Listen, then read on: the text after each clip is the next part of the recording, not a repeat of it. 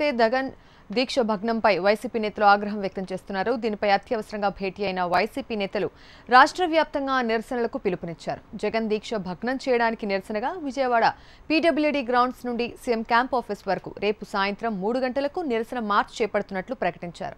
ఈ నెల 17 నుంచి 21 వరకు వివిధ నిరసన కార్యక్రమాలు, 17 నుంచి రిలే నిరాహార దీక్షలు చేయనున్నట్లు వైసీపీ నేత అంబటి రాంబాబు అన్నారు. ఇక 18న ప్రతి చోట ప్రత్యేక ర్యాలీలు, 19 నియోజకవర్గ కేంద్రాల్లో ధర్నాలు, 20న కొవ్వొత్తుల ప్రదర్శన, 21న బస్ డిపోలు వద్ద నిరసన ప్రదర్శనలు నిర్వహించబోతున్నారు. ఇక 22న రాష్ట్రానికి రానున్న ప్రధాని దృష్టికి ఉద్యమాన్ని తీసుకువెళ్తామని తెలిపారు అంబటి రాంబాబు.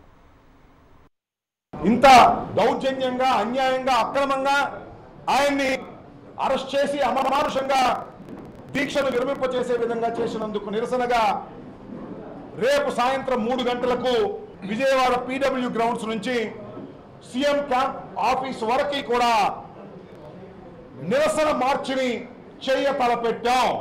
రాష్ట్ర వ్యాప్తంగా ఉన్నటువంటి అన్ని నియోజకవర్గాల హెడ్ క్వార్టర్స్ లోనూ రిలే నిరాహార దీక్షలు వైఎస్ఆర్ కాంగ్రెస్ పార్టీ చేపడుతుంది.